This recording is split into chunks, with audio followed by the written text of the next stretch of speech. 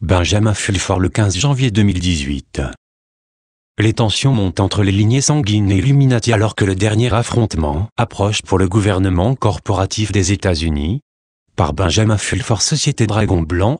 Les tensions mondiales s'intensifient visiblement, alors que le gouvernement des États-Unis, financé par le pétrodollar, fait face à un début de négociation du pétrole en yuan, le 18 janvier, même si la date limite de paiement du 31 janvier, qui n'a toujours pas été réglée, est imminente.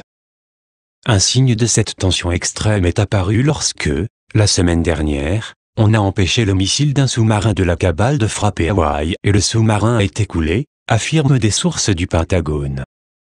Les médias du monde entier ont rapporté que les résidents hawaïens ont tous reçu l'avertissement suivant sur leur téléphone portable: missile menace balistique à Hawaï, recherchez abri immédiat. Ceci n'est pas un exercice, mais plus tard cela a été rapporté comme étant une fausse alarme. Ce n'était pas le cas, c'était une tentative de la cabale pour blâmer l'attaque contre la Corée du Nord et de s'en servir comme déclencheur de la tant désirée Troisième Guerre mondiale, selon des sources de la CIA. L'attaque a été suivie d'une augmentation des tremblements de terre et de l'activité volcanique qui pourrait résulter d'une attaque sur des bases sous-marines potentielles au Chili, au Pérou, en Papouasie en Nouvelle-Guinée ou sous l'eau, poursuivent les sources du Pentagone. L'agent de la Défense Intelligence Agency des États-Unis, Paul Lane, a déjà dit à cet écrivain que de nombreuses bases sous-marines existent. Ces bases semblent maintenant être systématiquement attaquées.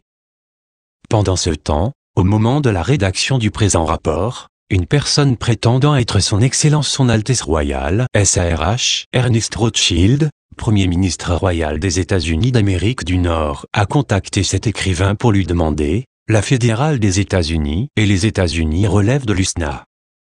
Il a poursuivi en déclarant que les Galactiques arrivaient maintenant à faire valoir sa revendication. Il a fourni une documentation abondante à l'appui de ses revendications, à laquelle nous avons renvoyé ci-dessous sans autre commentaire sauf le lien vers l'adresse fournie, qui n'est qu'un bureau virtuel à Washington, D.C. En tout cas, Galactique et base sous-marine mis à part, il se passe beaucoup de choses dans la sphère géopolitique visible, ici et maintenant. La semaine dernière, c'est devenu particulièrement évident dans la tension entre le gouvernement militaire américain représenté par Donald Trump et une grande partie du reste du monde. Selon des sources du Pentagone, la guerre contre les soldats de Cabal Miliseconde 13, le gang salvadorien, s'intensifie lorsque Trump arrête les dirigeants du Miliseconde 13 dans le nord des États-Unis, met fin au statut de protection temporaire de 200 000 Salvadoriens, et cela pourrait faire la même chose pour 60 000 Honduriens. En outre, Trump a saisi tous les documents confidentiels compromettants de la bibliothèque présidentielle Obama pour aider le département de la justice à faire tomber l'ensemble du régime Obama, continuent les sources. Après la purge de l'Arabie Saoudite et des États-Unis, la purge de l'UE commence avec la mort du globaliste Peter Sutherland, ancien commissaire de l'UE et président de Goldman Sachs, poursuivit-il. Les sources disent aussi que Trump snobait le trou du cul de Londres alors qu'il va à Davos pour un tour de la victoire. Cependant, il est clair que tout tour de la victoire serait très prématuré. Les deux sources de la CIA en Asie, ainsi que les sources de la famille Rothschild aux États-Unis, disent qu'en mars est le début du grand débouclage financier. La source de la CIA a expliqué ce qui suit: le Dow Jones atteindra très probablement 30 000 personnes d'ici la mi-mars. C'est le nombre nécessaire pour avoir totalement drainé tous les avoirs liquides restants des gens. Un événement se produira, l'affiche sera retirée et la chute sera mise en mouvement. Ce sera la vague qui se transformera en tsunami mondial. C'est ce qui est actuellement planifié.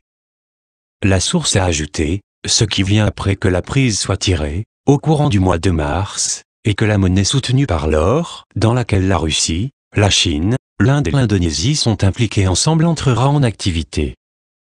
Cette source de la CIA souligne également que l'enquête du régime Trump sur la fondation Clinton ouvre une très grande boîte de verre dans le monde entier, parce que tant de gouvernements étrangers y ont fait des dons. Il ne fait aucun doute que la fondation Clinton a commis de vastes détournements de fonds, notamment en Haïti. Lors du tremblement de terre et du tsunami en Haïti, la Défense Intelligence Agency des États-Unis nous a informé qu'il avait été causé par des armes nucléaires placées sur le fond marin par un sous-marin de la cabale. l'enquête en cours du FBI sur la fondation conduira finalement à ce fait, et de là, cela conduira à l'attaque similaire contre Fukushima le 11 mars 2011. Cependant, pour montrer à quel point tout cela est compliqué, des preuves bien documentées montrent que le tracé de Fukushima conduira à la loge P de francs-maçons, et cela même à Davos, où Trump va faire son tour de la victoire. De plus, notre source du Pentagone a envoyé les déclarations suivantes, que nous transmettons mot pour mot à nos lecteurs. Le terme « trou de merde » pourrait bientôt être utilisé pour désigner des villes sanctuaires comme New York, Los Angeles, San Francisco, Chicago, et des pays comme le Royaume-Uni, la France, l'Allemagne, la Suède et tout pays blanc qui a été recraché par les Noirs et les musulmans, puis en Israël à cause de ses crimes et de son terrorisme.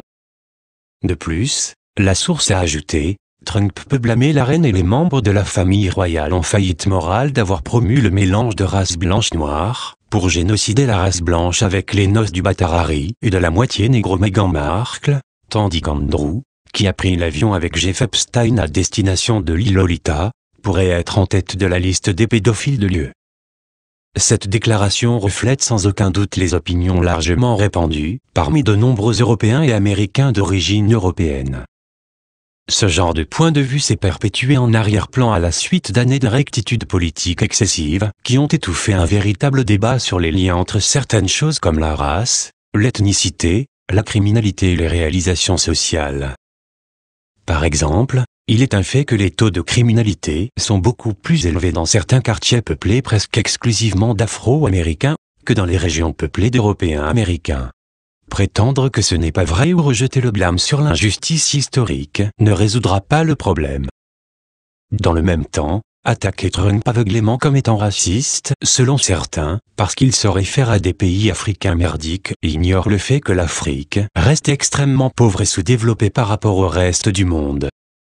De plus, mes amis africains et afro-américains ont rapporté qu'il y a autant voire plus de racisme contre eux en Asie qu'ils n'en ont jamais connu dans les pays européens, alors il serait simpliste de qualifier ce problème de suprématie blanche.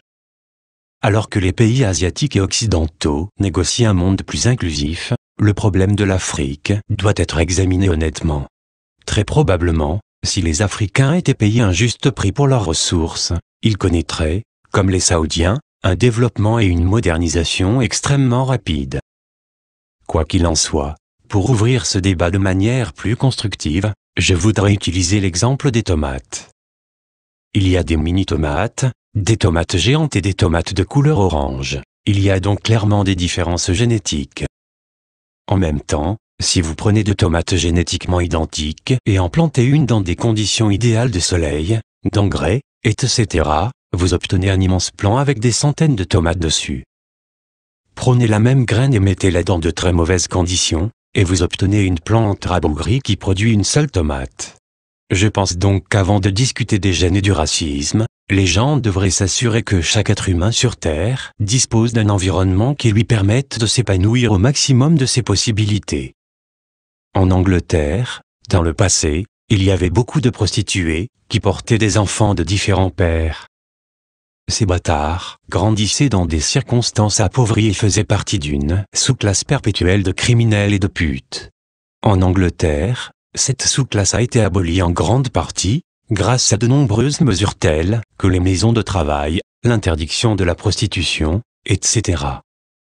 Peut-être que Donald Trump, pour éviter les accusations de racisme, pourrait demander aux Afro-Américains de la classe moyenne qui travaillent fort, de traiter de la même manière avec la sous-classe de ghettos similaires, dont beaucoup sont génétiquement 70% ou plus d'ascendance européenne, qui est maintenant responsable d'un nombre disproportionné de crimes aux États-Unis.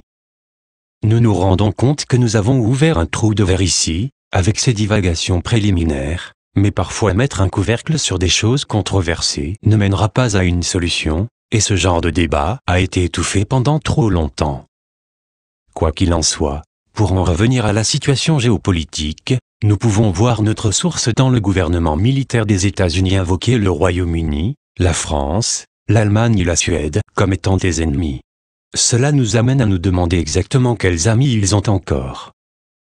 La réponse peut être fournie par le plus proche ami et voisin des États-Unis, le Canada. Le gouvernement du Canada a convoqué une réunion d'une vingtaine de pays à Vancouver cette semaine pour discuter de la Corée du Nord. Il s'agit notamment de l'Angleterre, des États-Unis, de la France, de l'Allemagne, de l'Inde, de la Thaïlande, de la Corée du Sud, du Japon et d'autres pays qui se sont battus contre la Corée du Nord, la Chine et la Russie pendant la guerre de Corée. Pourtant, la Corée du Nord n'est qu'une couverture. Les pays qui se réunissent parlent vraiment de la Chine et de son plan imminent d'une monnaie adossée à l'or, pour remplacer le système occidental du dollar des États-Unis, de l'euro et du yen japonais. Contrairement aux États-Unis, le Canada a très bien réussi à amener des gens de partout dans le monde et de toutes sortes d'origines ethniques, culturelles et raciales à vivre et à travailler ensemble avec succès et en harmonie. Il se peut fort bien que la vraie discussion à Vancouver cette semaine portera sur la question de savoir qui ou quoi remplacera le gouvernement américain bientôt en faillite, et quelle sera sa position de négociation avec les Chinois et leurs alliés. Traduction Estelle Petite Étoile.